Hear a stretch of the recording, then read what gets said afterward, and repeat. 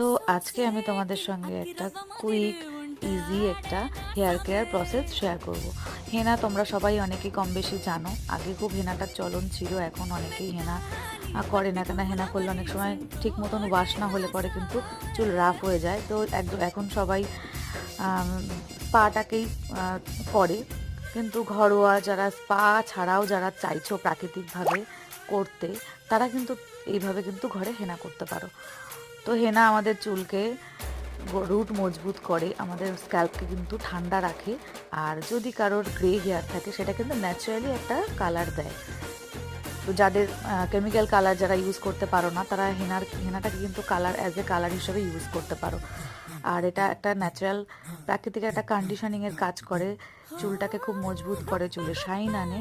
তো আমি যেমন আজকে শাইনাজের হেনা ইউজ করেছি, এটা রেডি টু প্যাক, তো তোমরা এটা ইউজ করতে পারো। তো আজকে